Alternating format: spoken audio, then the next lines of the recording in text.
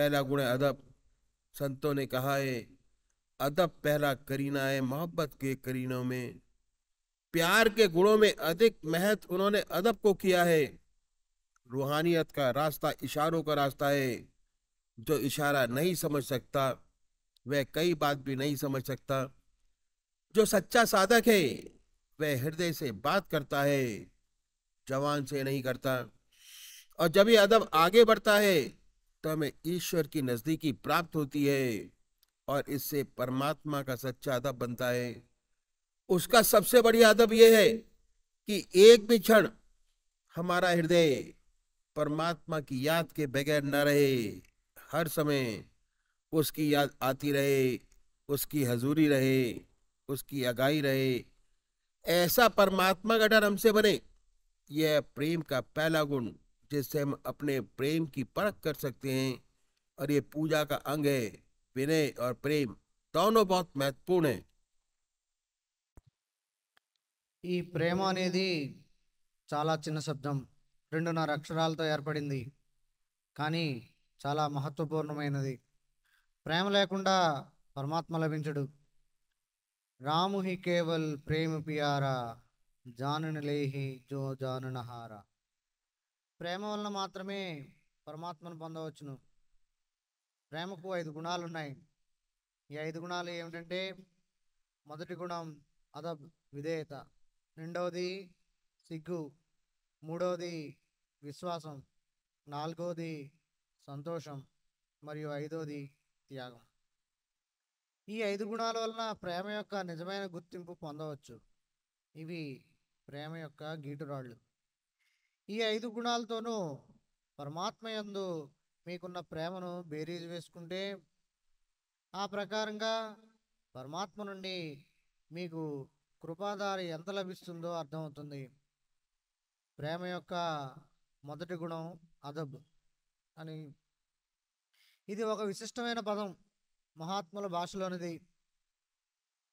ఈ పదం సామాన్యంగా ఏ ఇతర భాషల్లోనూ లభించదు. ఈ అదబ్ అనే మాట యొక్క అర్థాన్ని క్రమశిక్షణగా తీసుకోకూడదు. ఎందువల్లంటే క్రమశిక్షణ చాలా కారణాల వల్ల రావచ్చు, భయం వలన కూడా రావచ్చు. కానీ ఇక్కడ భయంతో కాకుండా, ఒక విధంగా చెప్పాలంటే ప్రేమతో వచ్చే భయం లాంటి గుణం.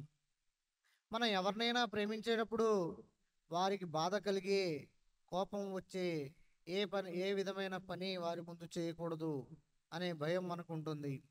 అది దీని లక్షణం. ఇది ఎలా ప్రారంభమవుతుందంటే, ఒక మంచి పిల్లవాడు తన తల్లిదండ్రుల వద్ద ఈ గుణాన్ని పాటిస్తాడు.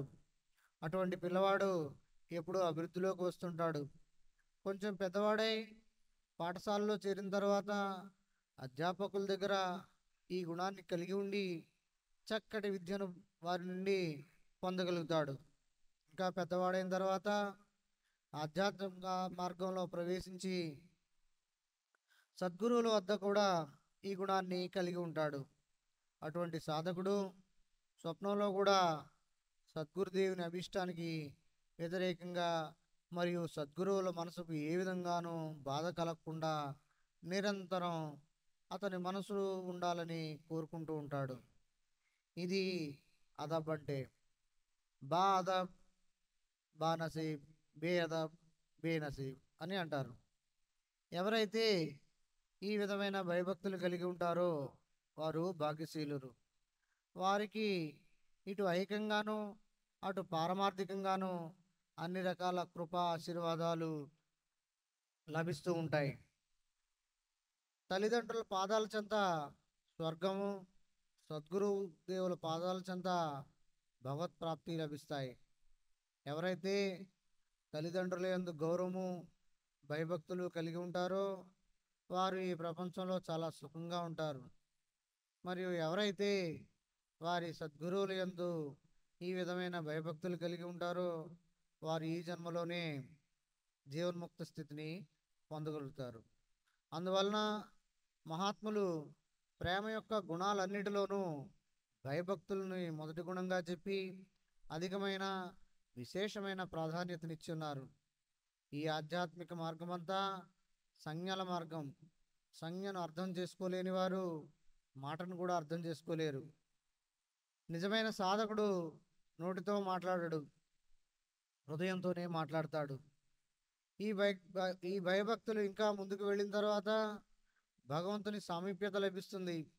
దానితో భగవంతుని యందు కూడా భయభక్తులు కలిగి ఉంటాడు. భగవంతుని యందు భయభక్తులు కలిగి ఉండటం అనగా ఒక్క క్షణం కూడా మర్చిపోకుండా సర్వకాల సర్వావస్థల యందు ఆయన్ను జ్ఞాపకం ఉంచుకోవడమే. ఆ పరమాత్మ అన్ని సమయాల యందు మనతో కలిసి ఉంటున్నాడు అనే భావన ఎల్లప్పుడూ ఉంటుంది. నిరంతరం ఆయన ముందు ఉన్నట్లే భయం భక్తి కలుగుతూ ఉంటాయి. ఈ విధంగా మనసులో ఉన్న భగవత్ ప్రేమను బేరీజ్ వేసుకోవచ్చు. వినయము మరియు ప్రేమ ఈ రెండు పూజ యొక్క ముఖ్య అవయవాలు. प्रेम का दूसरा गुण है लज्जा, शर्म, हया। जिससे हम प्रेम करते हैं हम उससे लजाते रहते हैं, हम उसे आंख से आंख मिलाकर नहीं देख सकते, उसकी ओर आंख मिलाकर नहीं देखते, उसकी निगाह पड़ी हमारी निगाह नीची हो जाती है। जिससे हम मोहब्बत है, जिससे सच्चा प्यार है, उसको हम छिप छिप के निहारते रहते हैं, आंख से आंख मिलाकर नहीं देखते, आंख से आंख नहीं मिलाते, छिप छिप के निहारते रहते हैं। निरंतर ये भय बना रहता है कि हमसे ऐसा कार्य न हो जाए कि उसे ठेस पहुंचे। सच्चा साधक निरंतर इस कोशिश में लगा रहता है कि कहीं उससे ऐसा काम ना हो जाए जो वह अपने गुरु के सामने नहीं कर सकता, ऐसा काम वह गैराजगी में भी ना करे। ये है अदब, ये है शर्म, हया और लज्जा का इतना सुंदर गुण कि हमारी जिंदगी में बड़ा सुधार होता है। गलतियां हर इंसान से होती हैं, लेकिन जिनमें शर्म है, जिनमें लज्जा है, वे अपनी गलतियों को सुधारते रहते हैं और ऊपर उठते चले जाते हैं। शर्म में सुधार है, लज्जा में सुधार है, और जो निर्लज हो जाता है उसमें कभी सुधार नहीं हो सकता। कहते हैं कि ये बच्चा ढीठ हो गया। ढीठ के मायने कि उसने लज्जा को छोड़ दिया, उसमें सुधार हो ही नहीं सकता। लज्जा से हमारी जिंदगी पवित्र बनती है, सुंदर बनती है। मुझे एक संत का किस्सा याद आ गया। ప్రేమ యొక్క రెండవ గుణం సిగ్గు, లజ్జ. మనం ఎవరినైతే ప్రేమిస్తున్నామో వారి దగ్గర సిగ్గుపడతాం. మనం వారిని కళ్ళలో కళ్ళు పెట్టి చూడలేము. వారి కళ్ళు మన కళ్ళతో కలిసినప్పుడు మనం సిగ్గుతో తల వంచుకుంటాం. మనకి ఎవరి అందైతే ఎక్కువ ప్రేమ ఉంటుందో వారిని సీదాగా చూడకుండా సిగ్గుతో రహస్యంగా చూస్తుంటాం. వారి కోపం వచ్చే ఏ పని కానీ, లేక వారి మనసుకు బాధ కలిగించే ఏ పని కానీ చేయకుండా ఉండాలని ఒక విధమైన భయంతో సర్వవేళలా కోరుకుంటూ ఉంటాం. వారు ఎదురుగా ఉన్నప్పుడు చేయలేని పని వారు ఎదురుగా లేనప్పుడు కూడా చేయకుండా ఉండగలగడమే నిజమైన సిగ్గు, భయభక్తులు. ఈ సుందరమైన గుణం కలవారు తమ జీవితంలో మార్పు తెచ్చుకోగలుగుతారు. తప్పులు చేయడం మానవ సహజం. అయితే సిగ్గు, భయం, భక్తి ఉన్నవారు మాత్రమే తమ తప్పుల్ని సరిదిద్దుకోగలుగుతారు. సిగ్గులేని వారిలో తప్పులు సరిదిద్దుకోవడం అనేది ఎప్పటికీ జరగదు. మనం అప్పుడప్పుడు వింటుంటాం, ఈ పిల్లవాడు మొండికెత్తాడు ఇంకా బాగుపడడు అని. అనగా వాడు సిగ్గు, భయం, భక్తి వదిలివేశాడు కాబట్టి వాడు మారడు అని అర్థం. సిగ్గు వలన మన జీవితం సుందరంగాను పవిత్రంగాను మారుతుంది. ఒక ముస్లిం మహాత్ముని సంఘటన జ్ఞాపకం వచ్చింది, అది మీ ముందు ఉంచుతున్నాను. एक मुसलमान संत थे, उनका लड़का शराब पीने लगा और उनको पता चल गया कि हमारा लड़का शराब पीता है। लेकिन संत लोग जब तक कुछ नहीं कहते, जब तक अफसर नहीं आता, देखते रहते हैं। एक दिन उनके पड़ोसी ने शिकायत की कि आप तो इतने ऊंचे महात्मा हैं, आपका लड़का शराब पीता है। लड़का घर में ही था, जानते थे कि यहाँ पीता है, मालूम था। कि लड़का घर में ही है।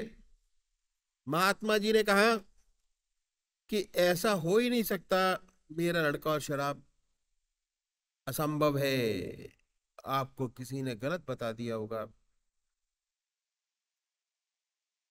लड़का सब सुन रहा था। उन्होंने कहा कि मैं आपको दिखाऊंगा। उन्होंने कहा कि हाँ दिखाइएगा, मेरा लड़का और शराब कभी हो ही नहीं सकता।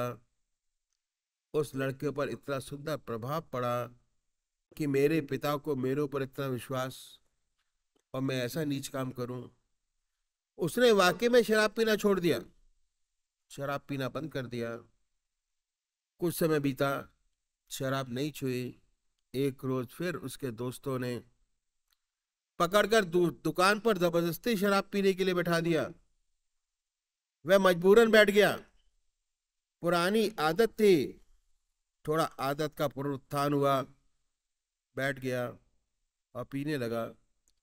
जब पी रहा था तो उनके संत के पड़ोसी वहां से गुजर रहे, तो उन्होंने देखा कि वह पी रहा है। जल्दी जल्दी वे फौरन घर वापस आए, संत के पास पहुंचे और कहा, चलिए, आप कहते हैं, मैं आपको दिखाता हूं। आप कह रहे थे कि लड़का शराब नहीं पीता, मेरे साथ चलिए, मैं आपको दिखाता हूं। वह छड़ी हाथ में लिए चल दिए। दुकान पर पहुंचे तो देखा वाकई में पी रहा है, लेकिन एक खंबे की ओट में है। वह बैठा था और पी रहा था। जब ये पहुंचे तो देखा पी तो रहा है। बोले कि हाँ पी तो जरूर रहा है, लेकिन छिप के पी रहा है, खंबे की ओट में है, ईशा अल्लाह जरूर छोड़ देगा। उस लड़के ने सुना और हमेशा के लिए तौबा की और उसने शराब पीना छोड़ दिया। लज्जा, शर्म और हया ऐसा सुंदर गुण है, जहां है वहां जीवन पवित्र होता चला जाता है। ये है गुण लज्जा, जो साधक है वे अपने गाइड से, सदगुरु से लजाते रहते हैं। उन्हें शर्म आती है और हमेशा कोशिश होती है कि जो काम अपने गुरु के सामने नहीं कर सकते वे उनके पीछे भी ना करें। ఒక ముసల్మాన్ మహాభక్తుడు ఒక ఆయన ఉండేవారు. ఆయన కుమారుడు అప్పుడప్పుడు మద్యం తాగడం ప్రారంభించాడు. ఈ విషయం ఆయనకు తెలిసింది. కానీ మహాపురుషులు ఎప్పుడూ సమయం వచ్చే వరకు ఏమీ మాట్లాడరు,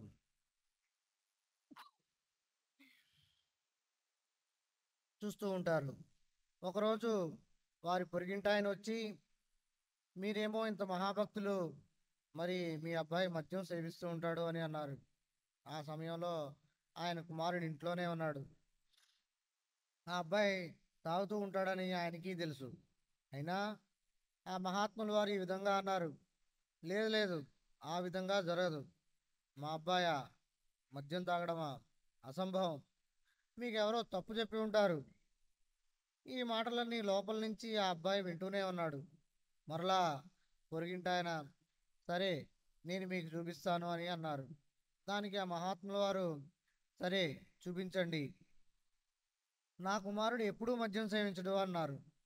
ఆ మహాత్ముని యొక్క మాటల ప్రభావం ఆ కుమారుని మనసు మీద చాలా గాఢంగా పడింది.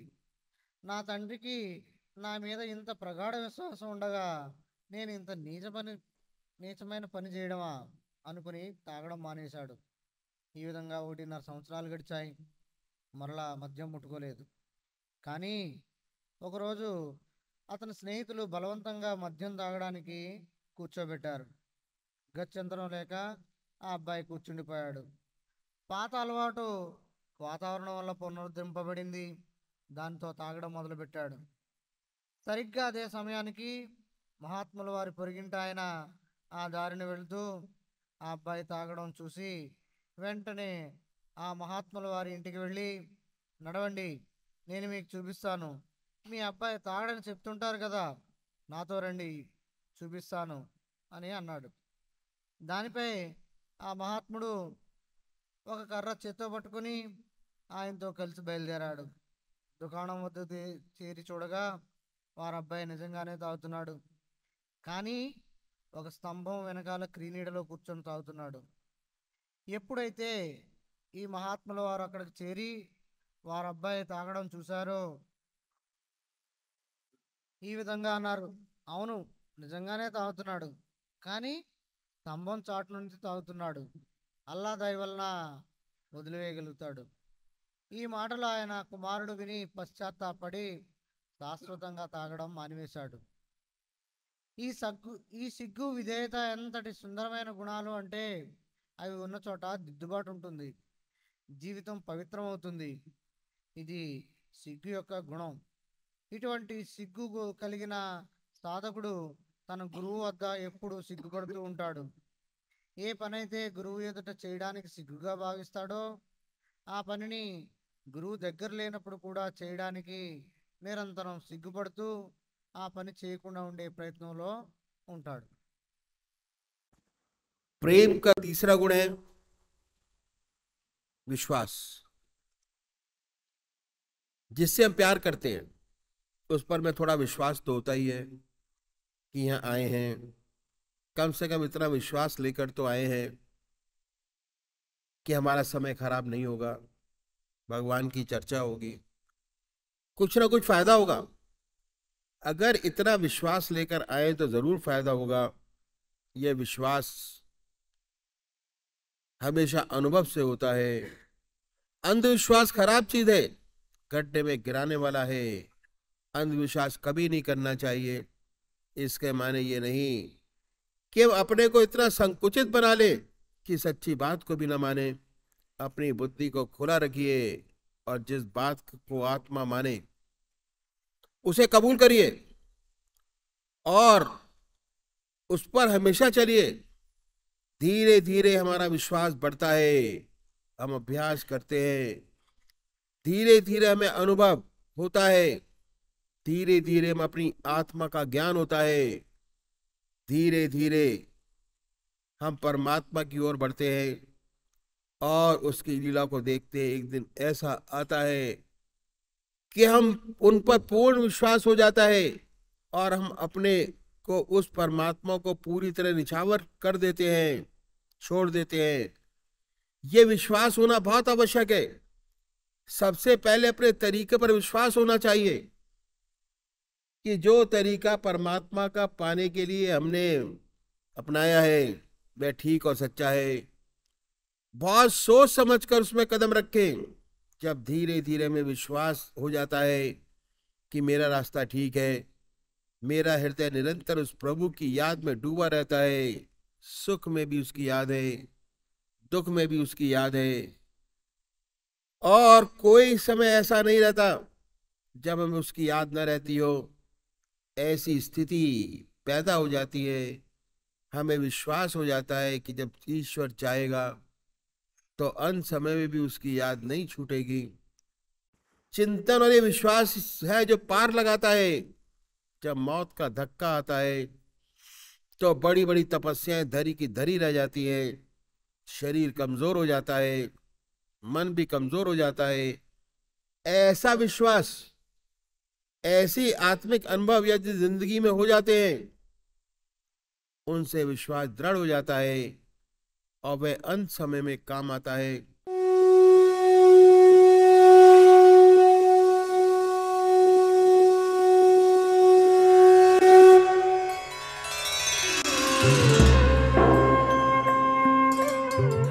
ध्यान योग के कार्यक्रम आनंद योग से निशुल्क जुड़ने के लिए संपर्क करें 9810239677।